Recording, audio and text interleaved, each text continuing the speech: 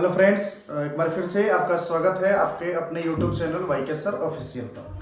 देखिए, आज का जो हमारा टॉपिक है वो है बाल विकास एवं शिक्षण शास्त्र, और ये सीडीपी का है, यानी चाइल्ड डेवलपमेंट एंड पेडागोजी का है ये चैप्टर।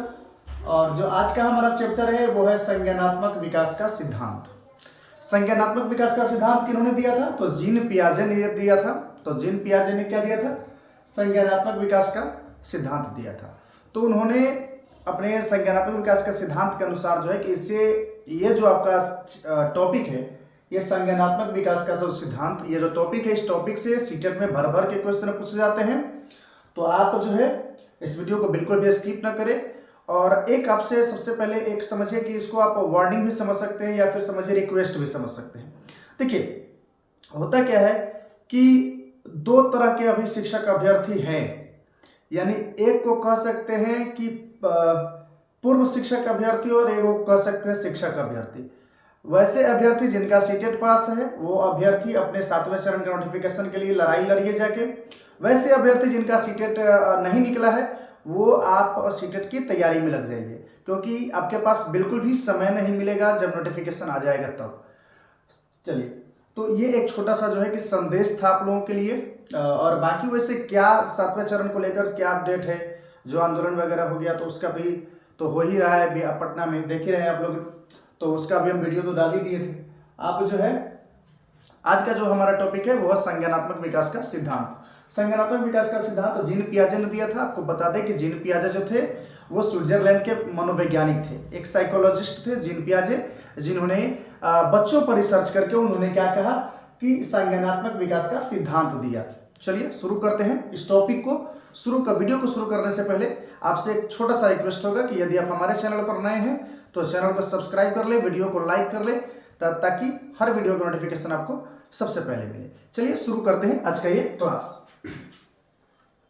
देखिए, संज्ञानात्मक विकास का जो सिद्धांत है, इसके अनुसार संज्ञानात्मक विकास के सिद्धांत के अनुसार आप समझ लीजिए, संज्ञानात्मक विकास के सिद्धांत के अनुसार पहला क्या कहता है कि जैसे जैसे बच्चों का मस्तिष्क विकसित होता है वैसे वैसे वह वस्तु के बारे में अपने दिमाग में एक धारणा बना लेता है, एक कॉन्सेप्ट वो अपने माइंड में क्रिएट कर लेता है। कैसे? कब?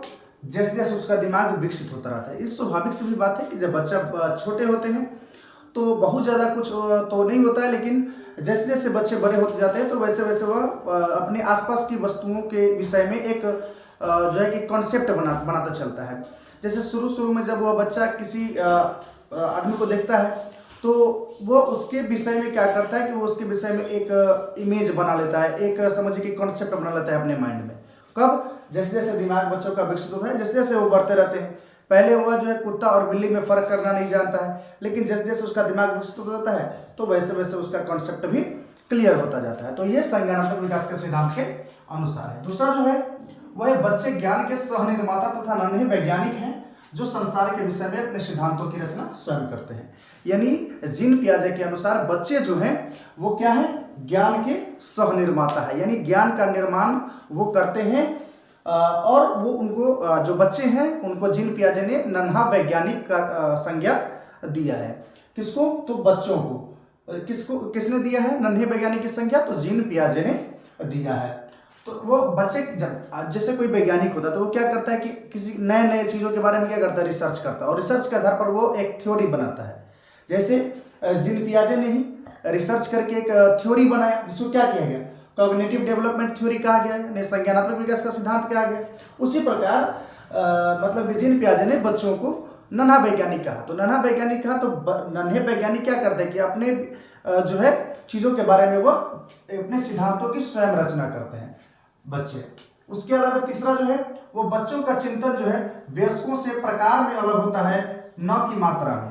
यानी बच्चे की जो थिंकिंग पावर होती है, जो थिंकिंग होती है, वो एडल्ट से यानी हम लोगों से वो प्रकार में अलग होता है, टाइप में अलग होता है, न कि मात्रा में, क्वांटिटी में अलग नहीं होता है, वो टाइप्स में अलग होते हैं। जैसे आप किसी चीज़ के बारे में आप सोच रहे हो, आप जैसे एक सिंपल सा एग्जांपल ले लो, एक फुटबॉल ले लो।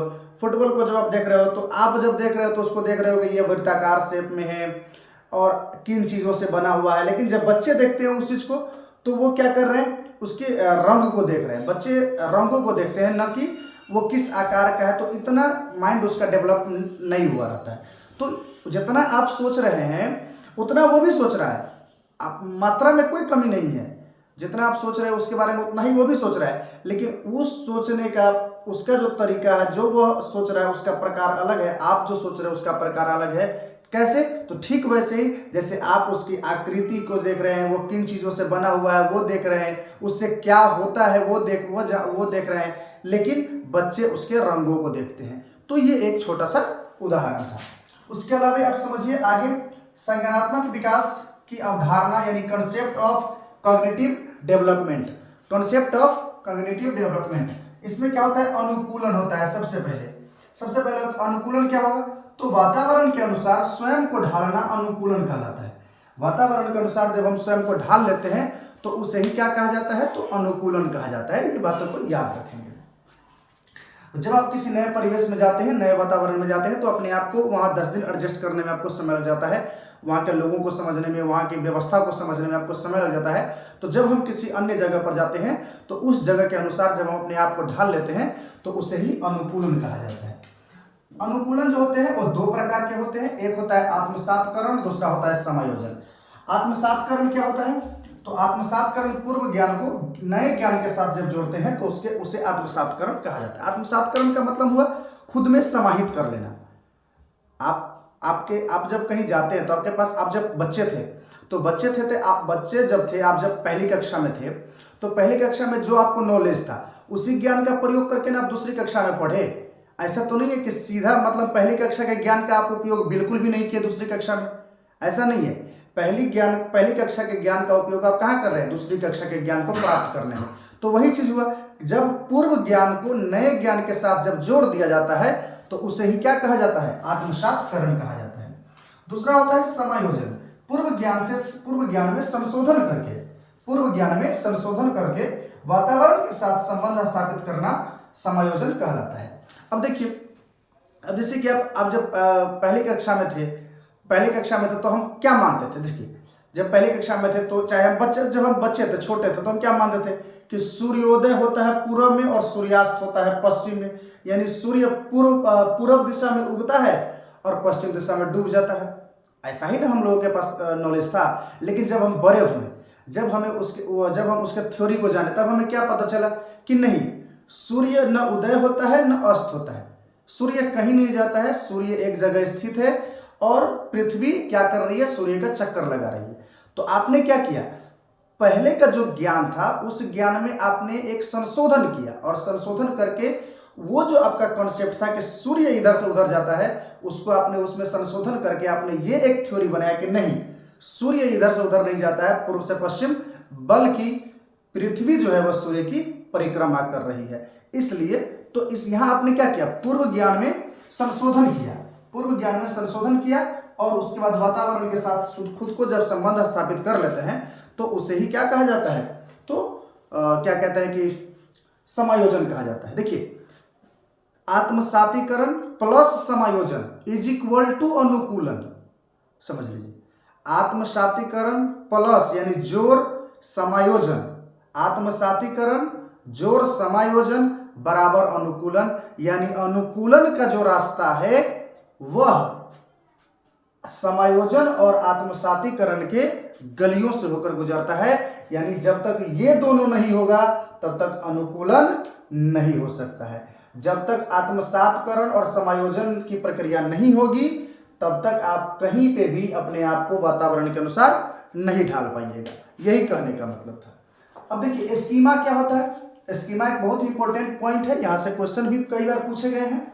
जब मनुष्य अपने दिमाग में स्थित पूर्व ज्ञान का प्रयोग करके किसी विषय के प्रति एक कॉन्सेप्ट बना लेता है तो उसे क्या कहते हैं? स्कीमा कहते हैं। अब देखिए, इस तीनों प्रक्रिया को एक बार गौर से देखिए, अनुकूलन, आत्मसातकरण और समायोजन, इन्हीं तीनों प्रक्रिया का जो उपयोग होता है वह आपको स्कीमा में कहा जाता है। यहां भी वही चीज कहा जा रहा है जो पहले आपको समझाया गया है। जब मनुष्य अपने दिमाग में स्थित, यानी हमारे दिमाग में जो स्थित पहले से जो ज्ञान है उस ज्ञान का उपयोग करके हम किसी विषय के बारे में एक नया थ्योरी बना लेते हैं अपने लिए, तो उसे ही कहा जाता है स्कीमा। स्कीमा में यहाँ पे एक पॉइंट मिसिंग है, मैं आपको बता दूं। स्कीमा जीन पियाजे के अनुसार बच्चों में जो होती है वो स्कीमा की जो होती है वो जन्मजात होता है। कहने का मतलब है ऐसा नहीं है कि स्कीमा जब बच्चा जन्म लेता है यानी शिशु जब होता है उस स्थिति में भी बच्चे के दिमाग के अंदर स्कीमा होता है। तो इस आधार पर हम यह निष्कर्ष निकाल सकते हैं कि जीन पियाजे के जो मनोवैज्ञानिक है उनके अनुसार जो बच्चा यानी शिशु जो जन्म लेता है वो भी खाली स्थान नहीं होता है, यानी उसका मस्तिष्क भी शून्य नहीं होता है। जीन पियाजे के अनुसार उसमें भी स्कीमा होता है। जीन पियाजे के अनुसार कि बच्चों के मस्तिष्क में भी शिशु के मस्तिष्क में भी स्कीमा होता है। स्कीमा होता है इसका मतलब क्या है, उसमें पहले से स्थित पूर्व ज्ञान है। स्कीमा है इसका मतलब उसमें पूर्व ज्ञान है। तो हम कह सकते हैं कि बच्चा जो शिशु है जीन पियाजे के अनुसार, जीन पियाजे के इस संज्ञानात्मक विकास सिद्धांत के अनुसार बच्चा का जो मस्तिष्क शिशु का होता है वो शून्य नहीं होता है। चलिए हम आगे बढ़ते हैं। संज्ञानात्मक विकास की अवस्था, जीन पियाजे ने संज्ञानात्मक विकास की 4 अवस्थाओं के बारे में बताया है। जीन पियाजे ने संज्ञानात्मक विकास की कितनी अवस्थाओं के बारे में बताया है, तो 4 अवस्थाओं के बारे में बताया। पहला है संवेदी पेशीय अवस्था। संवेदी पेशीय अवस्था यानी सेंसरी मोटर स्टेज, ये होता है ये जन्म से 2 वर्ष, बच्चा जब जन्म लेता है वहां से लेके 2 वर्ष तक की जो अवस्था होती है उसको जीन पियाजे ने क्या कहा, संवेदी पेशीय अवस्था कहा। दूसरा अवस्था है पूर्व संक्रियात्मक अवस्था। दूसरा क्या है, पूर्व संक्रियात्मक अवस्था यानी pre operational stage. Pre operational stage, देखिए इस अवस्था को जीन पियाजे ने 2 वर्ष से लेकर 7 वर्ष तक के जो बीच की जो अवस्था होती है बच्चों की, उस अवस्था को जीन पियाजे ने क्या कहा, पूर्व संक्रियात्मक अवस्था कहा। 0 से 2 यानी जन्म से 2 वर्ष की अवस्था को क्या कहा, तो संवेदी पेशीय अवस्था कहा। 2 से 7 वर्ष की अवस्था को उन्होंने क्या कहा, पूर्व संक्रियात्मक अवस्था कहा। तीसरी जो अवस्था है वो है मूर्त संक्रियात्मक अवस्था। मूर्त संक्रियात्मक अवस्था यानी कॉन्क्रीट ऑपरेशनल स्टेज। इसकी जो उम्र निर्धारित की जीन पियाजे ने, उन्होंने कहा कि 7 से 11 वर्ष तक की जो बच्चों की अवस्था होती है यानी उसकी मानसिक जो स्थिति होती है उसके अनुसार उसे मूर्त संक्रियात्मक अवस्था में कहा गया। अब यहाँ समझ लीजिए कि यहाँ उम्र की, यहाँ जो विकास की अवस्था होगा वो मानसिक यानी संज्ञानात्मक विकास यानी दिमाग का। संज्ञानात्मक विकास का मतलब है दिमाग का विकास होना, शरीर के विकास से इसका कोई मतलब नहीं है। जीन पियाजे का जो थ्योरी है संज्ञानात्मक विकास सिद्धांत, इसका शरीर के विकास से कोई लेना देना नहीं है। ये सिर्फ आप यहाँ पे देख सकते हैं संज्ञानात्मक विकास सिद्धांत है, यानी सिर्फ यह मस्तिष्क के विकास की बात कर रहा है। तो मूर्त संक्रियात्मक की जो अवस्था है वो 7 से 11 वर्ष तक की अवस्था है। चौथी जो अवस्था है जीन पियाजे के अनुसार उसमें है अमूर्त कह सकते हैं या औपचारिक संक्रियात्मक अवस्था भी इसको कह सकते हैं। इसकी यानी फॉर्मल ऑपरेशनल स्टेज, और ये जो होता है वो 11 वर्ष से लेकर 15 वर्ष तक के बीच होता है। तो आई होप आप इस सभी टॉपिक को समझ लिए होगा।